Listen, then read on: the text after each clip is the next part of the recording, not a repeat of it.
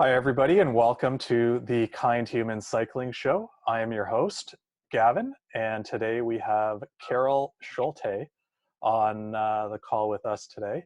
And Carol, did I pronounce that correctly? Got it bang on, Gavin. I am impressed. Well done. Oh, thank you. We were practicing that just before we went live here, and I didn't want to embarrass myself given that Carol's such a good friend. So for those of you who don't know Carol, she is the founder of the Brāv Institute, which you can find at thebravinstitute.com. And what she's all about is helping people with the willingness to take action long before they feel ready. Is that an accurate description of what it is you do, Carol? Yeah, I would say so. So I'm all about, empowering people to get their brave on and get out of what we all call a comfort zone and into what our model is of the brave zone. And you got our definition bang on, Gavin. The definition of brave is your willingness to get into action long before you feel ready because you're choosing to feel ready enough. And I think it's because the majority of us, we think that we're going to one day feel ready to do whatever it is that we want to do. And the reality is we will never feel ready. It's never going to be the perfect time. You're never going to have, all of your ducks in a row or your inbox at zero. You just have to choose to be brave before you feel ready. So yes, that's what I do. That's awesome. So I first met you when a mutual friend, Martin, he sent me one of the videos of your talks, and I was like, wow, I got to meet this person because I was super impressed and inspired. What got you into this line of work, and why is it bravery that is where your focus is? Uh, Thank you for that, first of all. I think it's so funny. So, as with most people, did not plan to get here. And without telling my entire story, basically growing up, I was far from brave. Did whatever was required of me to, be liked by my teachers, the cool kids, my parents. I was very much about seeking approval and needing that external validation, and really was living a life that was expected of me instead of brave enough to do what I wanted to do, was actually to go into theater. And so finally I had a breakdown and I did it. And luckily, even though I still didn't believe in myself, I had a fan, and that was my mom. And she was at every opening and every closing of every show I ever did. And, shortly after I graduated from theater school and, had an agent and was kind of getting into the industry, my mom got really ill. And I eventually moved back home to look after her and felt real purpose for the first time in my life. Finally, didn't feel like I wasn't good enough or tall enough or blonde enough to get the role or land the gig. I was exactly where I needed to be. And then my world kind of came crashing down. She passed away and I lost my fan, my purpose, me.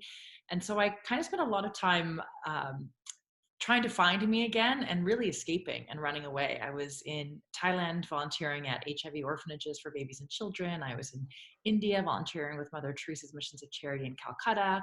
I lived in an ashram, practiced intense yoga and meditation. I then went surfing in Australia and then New Zealand, met a man, moved into his van, went apple picking for about a year. And, every time I would come home, I wasn't brave enough to face life without that one person who believed in me. So I'd run away again. And then eventually I realized I got to do something more meaningful with my life. And I ended up going back to school and did a master's in communication. And my thesis specifically looked at end of life discourse, or the lack thereof, that takes place between family members and those facing end of life and loss. And it was really fascinating, Gavin. And I started presenting at conferences and symposiums. And I thought, okay, I can either stay in the academic world and live in this end of life world, or I can trickle down in the field, and really help those who could benefit. Um, and I realized that it was very sad to live in that end of life world. I mean, I definitely think it's needed. And it was a very important part of my own healing journey, but I wasn't necessarily utilizing my gifts. And so I ended up taking myself through this process, which became my first program, Spark Your Genius, and realized that when we honor what it is that we're here to do, we're actually going to be helping the world in a more powerful way.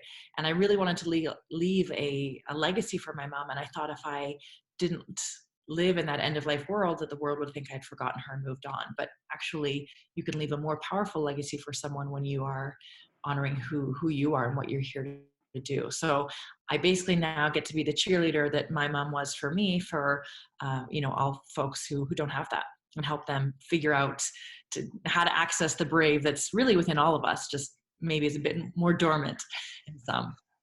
That's amazing. What stuck out to me there's a lot of things in there that stuck out to me. One particular was talking about living who you are. And for a lot of people in the audience, cycling is a big part of our lives, or it's a part of our lives that we want to add more of. So how does all of your brave stuff fit into cycling as a context? Well, I think, and I love what you said about authenticity, because I think, we're constantly challenged to be anything other than ourselves in this world, and told what to do and what we can't do, and, trying to fulfill these expectations and wear so many hats, that I actually think being yourself is one of the bravest things that you can do.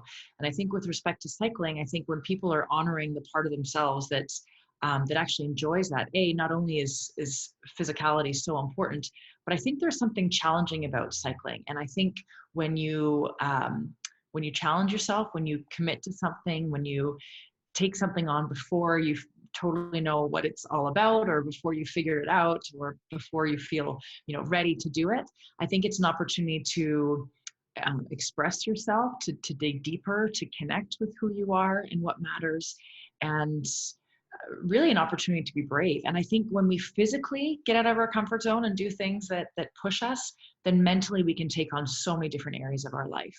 So I think it's pretty powerful. That's fantastic. And so in that, if somebody came to you and said, hey, I want to do X in cycling, maybe it's just getting clipless pedals, maybe it's doing your first event, maybe it's being brave enough to show up to a ride with other people. How do people get started, and what's the process like? So I think, great question. I think part of it is to identify what that thing is that you want to do.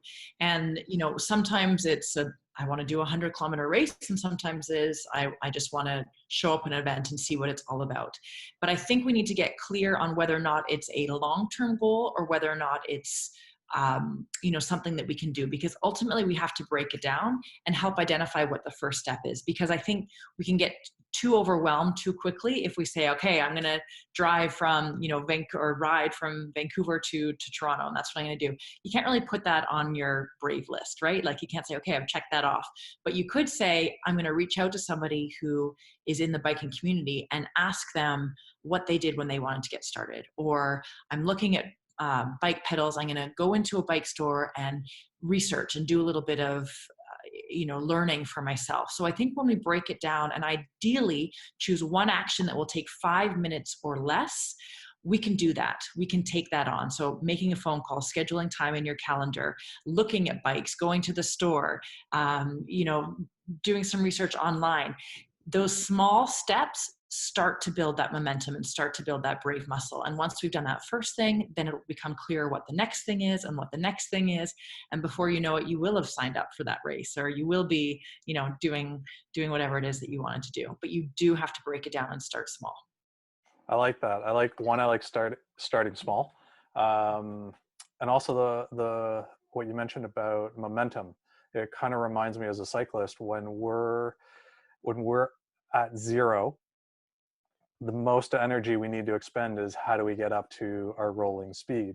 Once we're rolling, you're just maintaining that momentum, and it's much easier to keep going and to hit those speeds than it is when you're first getting started. The starting anything is always the hardest part. And I think the longer we wait, the harder it becomes, because then we just get stuck in our head and it becomes this bigger deal. And, the reality is we're never going to feel totally ready. We're never going to have it all figured out before we start. So we really just have to, get into the pedals and trust that, that we will get into that flow and the momentum will come. So you talk about trust. How do we learn to trust ourselves? Oh, great question. And, luckily we have our whole lives to be a work in progress, because I am still working on that. But I think one of the things that we need to do, it's a practice, as with everything. I think one of the things that we can do on a regular basis is to just carve out time and space to listen. I think we all have that gut instinct, but I think we've kind of figured out how to quiet that down because we're so busy looking outside at what everybody else is doing, asking everybody else's opinion, comparing ourselves, listening to those inner voices instead of actually trusting that the answers already lie within ourselves, and we need to take the time and give ourselves the space to listen to that, because once we do that, that's where we build the trust from. So I think I think you just have to reconnect with your gut, with that small voice that we all have inside of us, not the monkey mind, but that voice that tells us, yes, this feels right, this is what we're supposed to do, this is true to who I am. And really limit who we get our opinions from, because I think everybody and their dog is going to have different ideas, and the more people we ask, or the more we kind of compare or look outside, the more confused we become. And I think then it becomes tougher to figure out what our own voice is, especially if you're someone who likes being liked and likes people pleasing, because then you want to take in everybody's opinions and try and please everybody, and then you lose yourself in it, right? And then it's impossible to distinguish and determine what is your voice and what is the outsides or other people in your life.